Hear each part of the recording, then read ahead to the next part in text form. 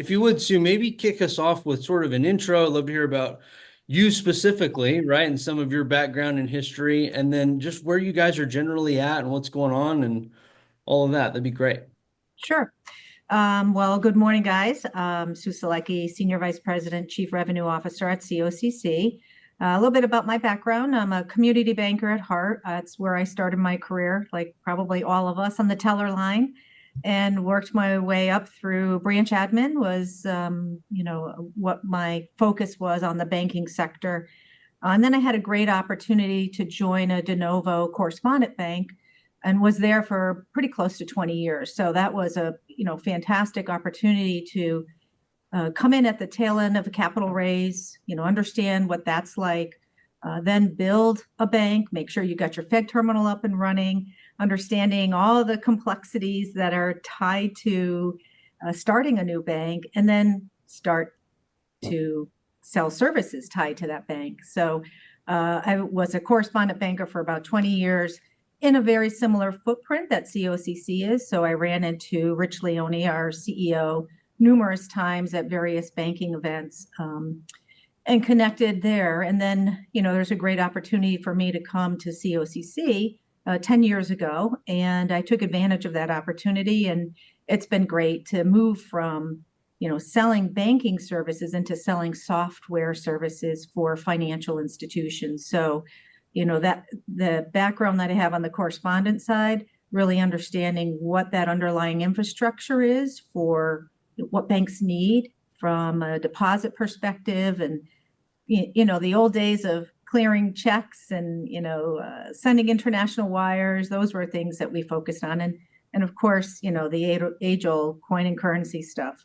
That's where I had originally started my selling process then. So, and now here at COCC, Chief Revenue Officer. So I'm responsible for all the sales within our organization, core sales, sales to our existing core clients, core contract renewals, as well as marketing and overall what we do from our pricing perspective and how we deliver that pricing information out to our clients. So kind of the big sphere of anything that's revenue pretty much generated falls under my world at this point at COCC.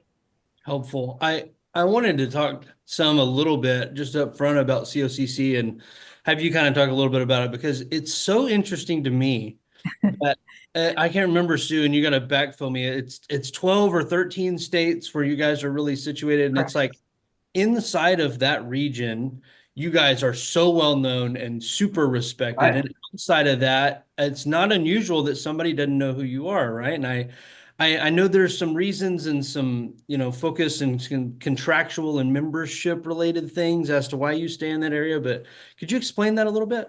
Sure. I think predominantly the reason that we limit our market is really at the core of the way this organization was founded many years ago, 1967. I wasn't born then, just saying. Of course I was, but that many years ago.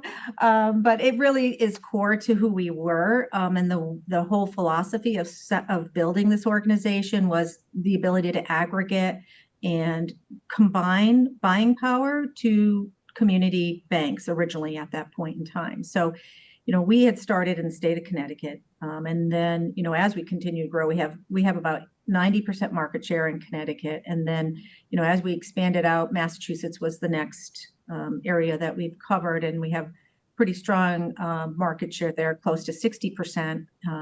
And then we're also in Maine, Vermont, New Hampshire, Pennsylvania, Ohio, New York, and New Jersey.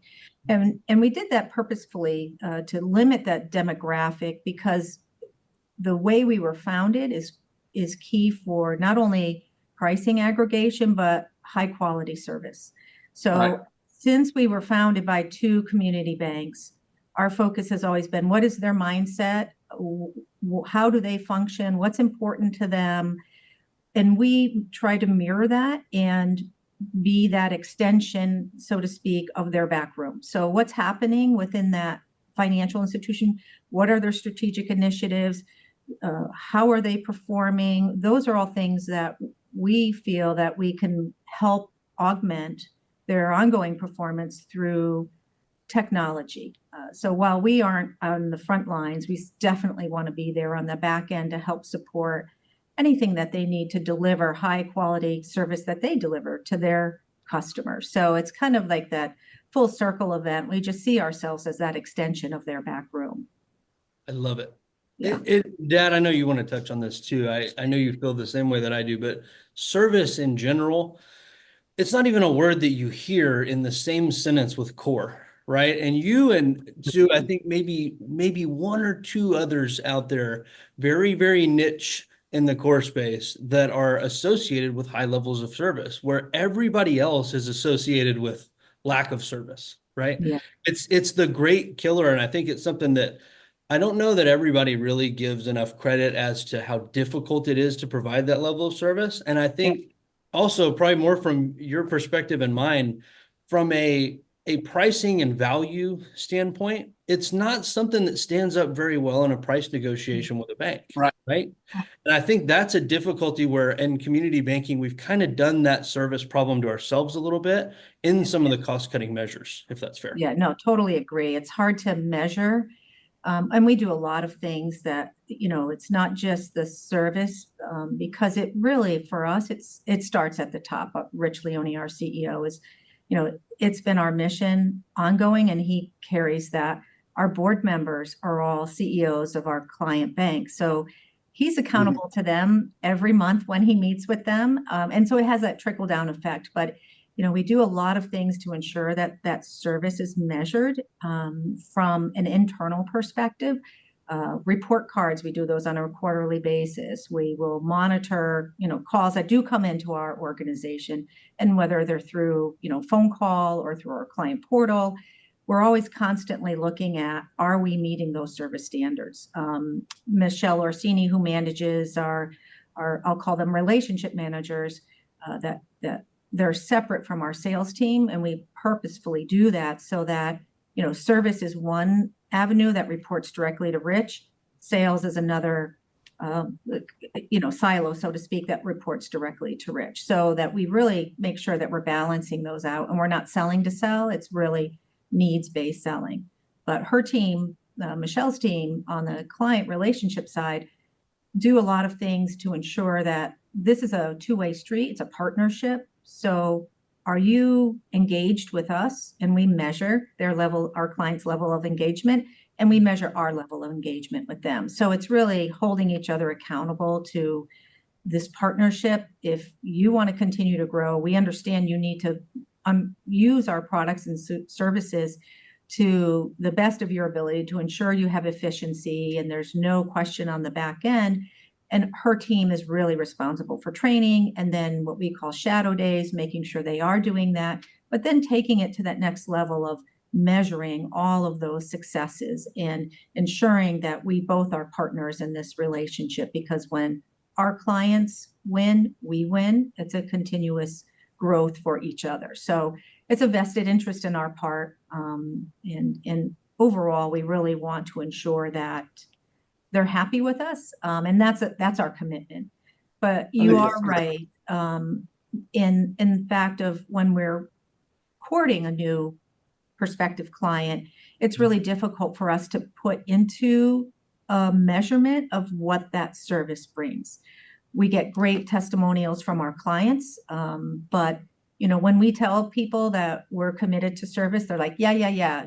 These guys told us the same thing too, and that doesn't happen. So, it's hard to get that messaging out amongst, outside of our, real tight knit communities, Connecticut, Massachusetts, where we've had more longevity of clients. We are expanding a lot into Pennsylvania and Ohio as well. So just really being visible, talking, being present, and listening, and responding to clients that will help us. It's one way to do that.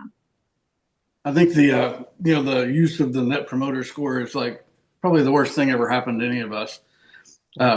Instead of having real customers have real responsiveness. But here's the thing, and everybody should realize this. If you bring in 4 people or 5 cores, for a deal, and we're going to narrow it to 3, and then we eventually narrow it down. We have a winner here. That means 4 people lost, which increases everybody's cost. And I don't think everybody really fully appreciates what that means. That if we were more efficient in how we go about that, and that's one of the things, of course, Bankers Helping Bankers does. But that said, there's another neat thing Rick talks about all the time. You'll appreciate this. He says to a CEO, "When's the last time you called your bank?" Yeah. And I think that's a really kind of a neat thing for a core to think about is, when's the last time you tried to go through your own support services and see how that worked out, right? Yeah. And if disguise your name or whatever is necessary to get there, but try that. And I think this idea, so in the end, what I'm getting at here is that service is expensive. It's not measurable in a way that everybody, like you said, well, the other guy said that too, right? Right. And it's like, well, golly, man, if everybody's saying it, how do I measure it right? And hopefully you guys can put in some good metrics on that. But in the end, it is the number one thing that I hear over and over and have for a decade, right? And I'd say if there's a curve on that, it's going like this right now with because it is an expensive part of what, the courts have to deliver. And as we get fewer and fewer banks, the competition is a little tighter all the time. And let me just say one more thing here. 90% market share. Guys, that's not even reality, man. I mean, nobody can do that, right? So to achieve things like that, I think that right there says volumes. Yeah. Well, when I started my banking career in Connecticut, there were probably close to 100 financial institutions, community banks. I discount the large ones because it just, they're their own world, right? But they're in their own world. They are. I'm going to steal that line. That's a great line. They're in their own world. They are. I think, now in Connecticut, if we have 40, that would be pretty amazing. That's just that the market shares continue to dwindle. But we are seeing an uptick in de novo activity, which to me is really exciting. In my former life as a, correspondent banker, we used to do a ton of escrow accounting, and we were kind of that, fed, so to speak, for de novo starting up, because it's, getting through Fed paperwork can be quite complicated, and it has its own language. And, having gone through it from our perspective of being a de novo, we really could empathize with the strain and the process that it takes just to go through all of that paperwork. So it's exciting to see that there are new banks that are looking to form. We have a couple already in our environment. In New Jersey, there's quite a few. So it's exciting to see that. I'm happy for it. So I don't think we're going to be where we were, back in 2008, where there were so many de novos forming, but it's definitely ticking up. Yeah, during that decade or two there, where there was, I don't know, 121 failures a year and probably 120 de novos every year. And what a lot of people misunderstand in all that is that, when you've got a bank that comes into a market, there's an HHI calculation that goes on for that.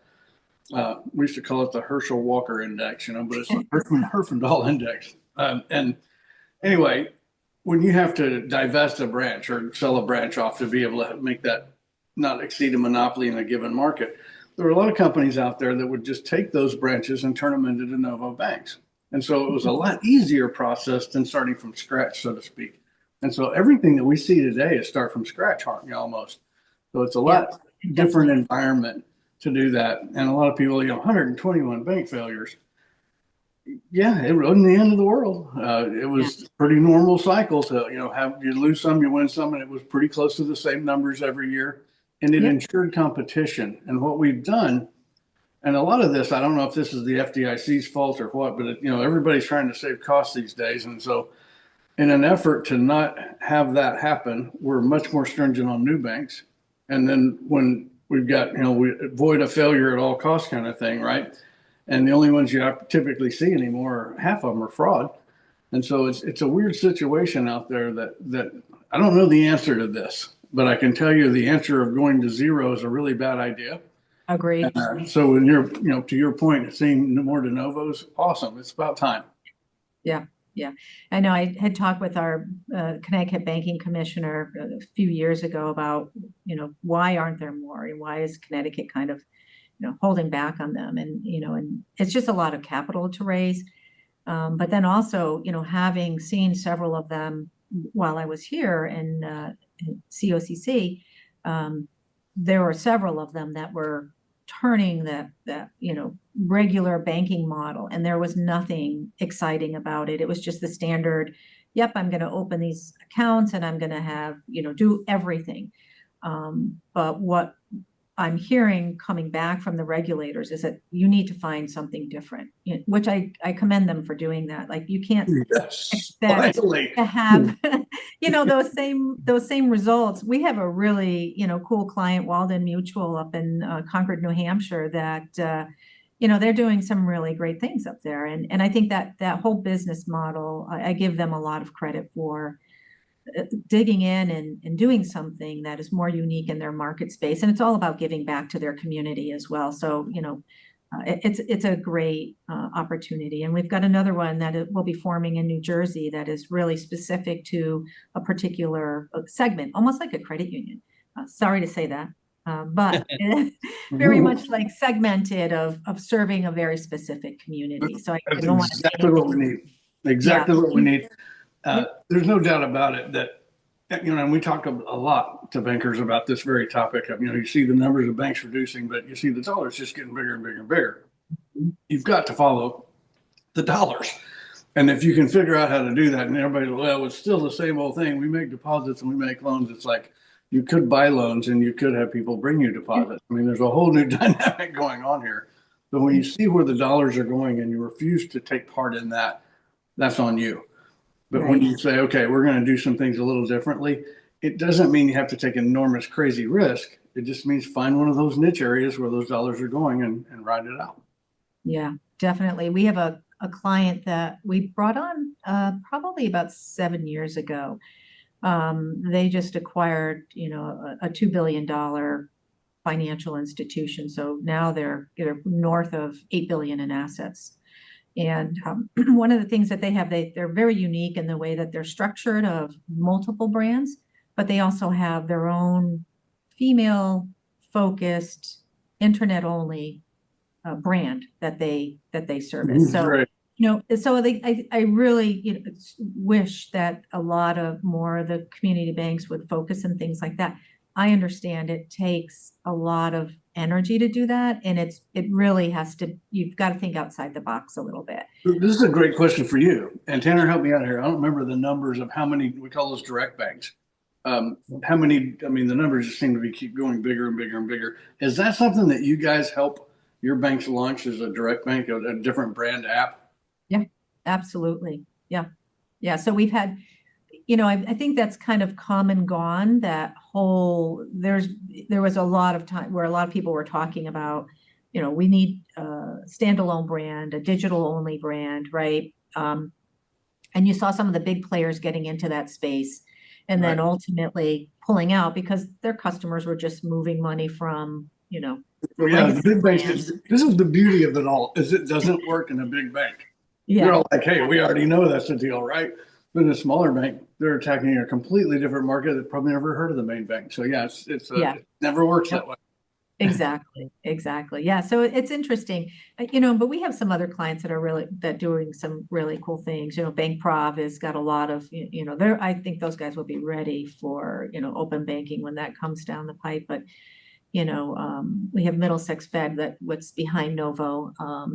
So there's a lot of interesting things that some of our clients are doing. And I, kind of go back to the fact of, what is it that's important to you? And this is what Michelle's team really tries to pull out from with our clients is strategically, where are you going and what do we need to do to help support that vision that you have from a technology perspective, right? We can't do everything, but we can support, what you want to go, what your objectives are. And that's really crucial because we'll sit down with our financial institutions. We had one in here yesterday. They come in, maybe like 10 o'clock and they don't leave until 2. So they're here with us on site, on premise, or we go to them. And it's just going through, what do you have with us today? What are all the products that you're using? Obviously we understand what their goals are first of, their strategic vision, but then we go through what they currently use for us, what they could turn on at no cost, what they could turn on, for a nominal cost. And then what are new products and services that, based on what your needs are, we can do to help you.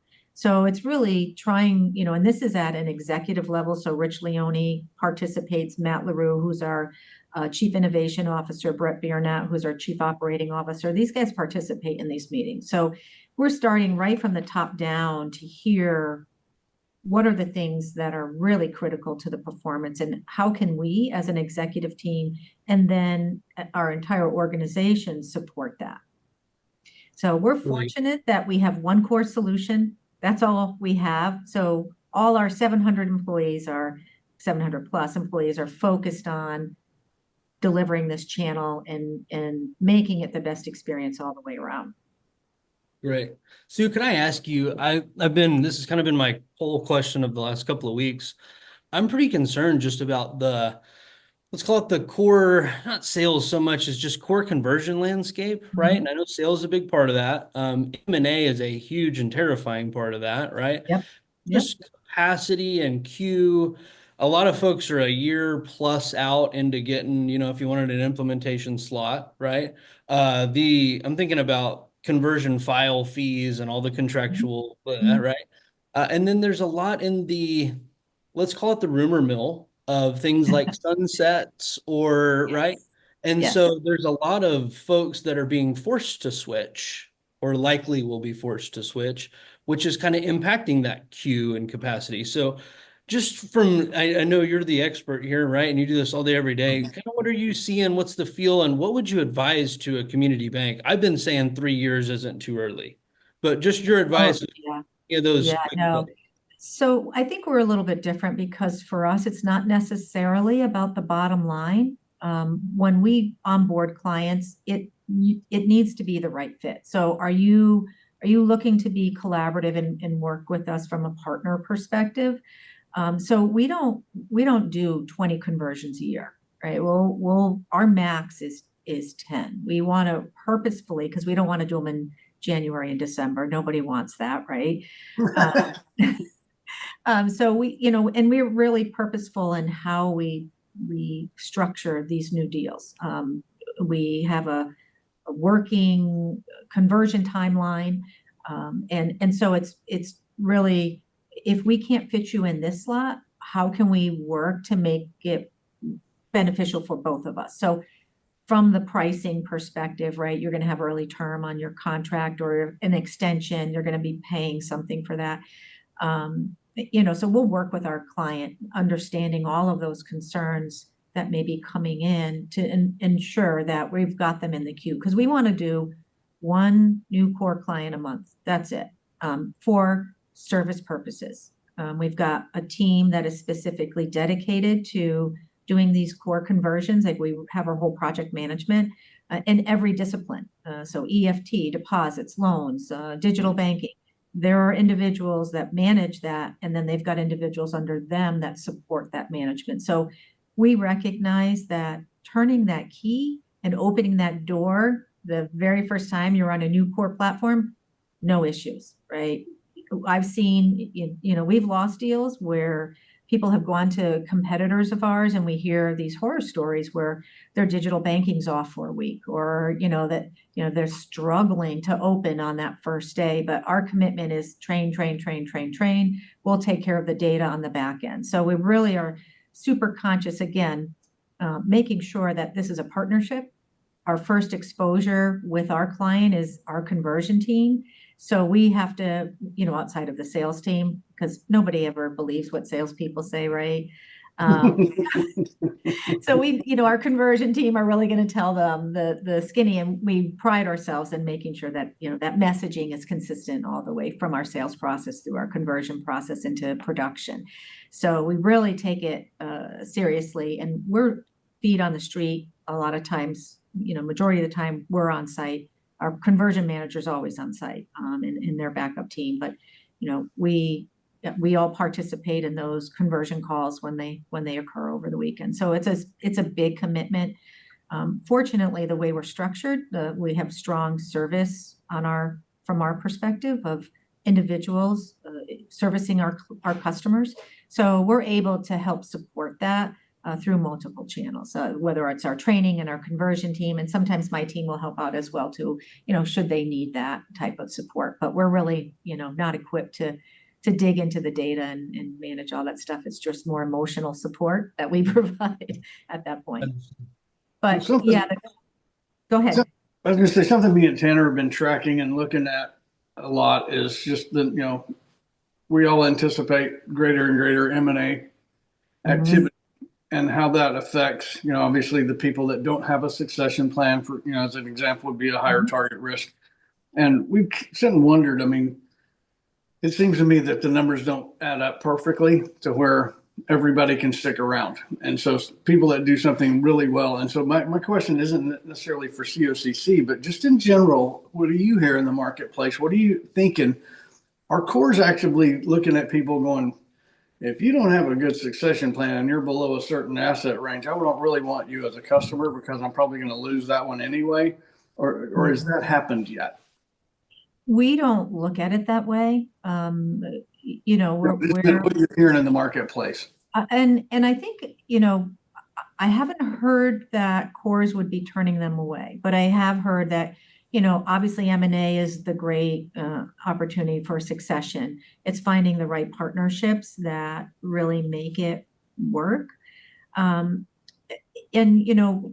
doing renewals, it's always something that we hear of, what are my liquidated damages, and how am I going to be able to get out of this contract? What are my deconversion fees, right? So those are things that we're mindful of when we are doing negotiations and renewals.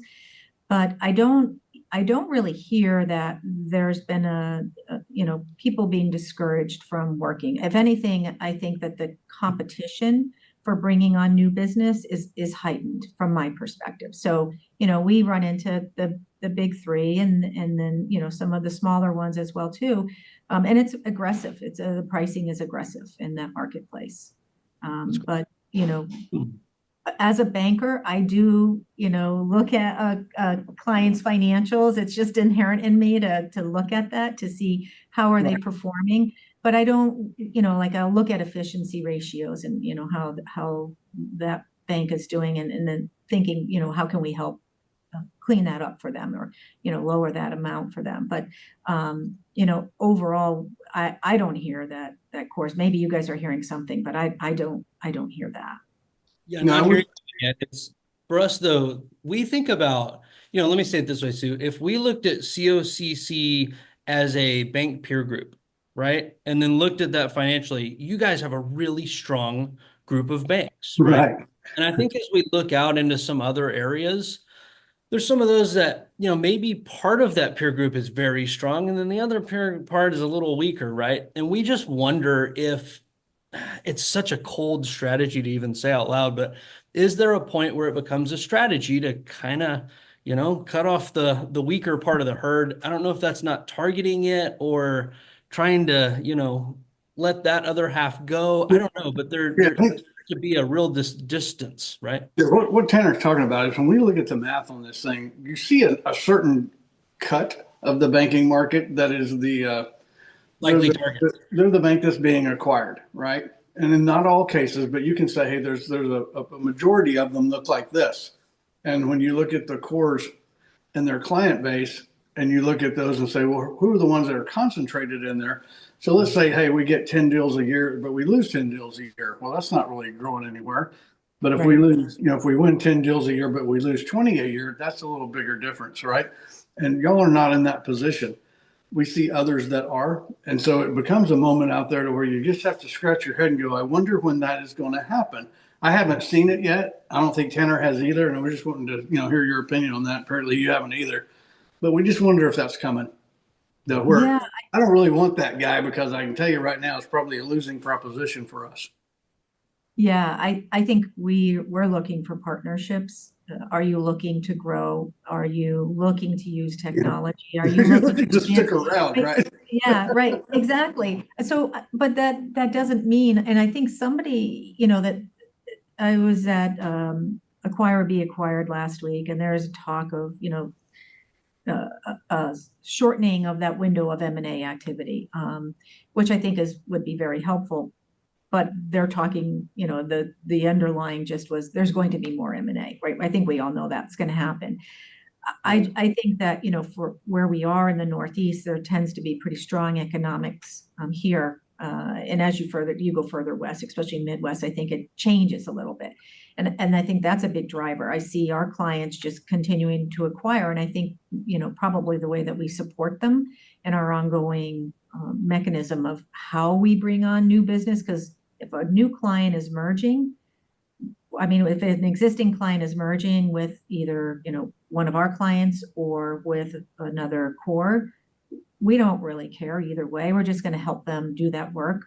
And we're not going to penalize them for adding new business. That's a benefit to us. So why would we penalize them? So I do know that some of the others do that. That's not our approach. And I think that our clients really appreciate that because they know that that's one less expense that they have to deal with, that we're there to support them in that partnership. So they know that we can do it. We have one client that, I don't know, I think they've done maybe 15 mergers in the time that I've been here. I'm not exaggerating. It's a holding company, multiple holding company, and they continue to acquire and they've got it down to a science of how to do that. And it's big, small, it doesn't really matter. So, I think that we're there to support them. I think other providers see it as a revenue generator. And Right. that's unfortunate. Well said. Well said. That's Well said and well done. I appreciate it. I tell you what, if I had $1 for every time I've heard that complaint about the conversion fees and the nastiness and Yeah. all that goes, and Yeah. a little bit of gamesmanship too, of stretching things out to a point that makes everybody in pain. And I don't think a lot of bankers see that part of the world. yeah. Good No, for I you. agree. I agree. Well, Sue, I want to tell you firstly, thank you for joining us, taking your time. I know you do so much, see so much, so busy doing a heck of a lot of good. And then also just you and COCC in general have just been such good friends and partners through Yes. so many different things that we've all done and just great supporters of community banking in general. So thanks Well, for thank coming you. on. Thanks for sharing everything with us, and we'll look forward to seeing you soon. All right, great, guys. Hopefully I'll see you in Texas. Sounds good. All right. See you soon. See you next time. Take Take care. care.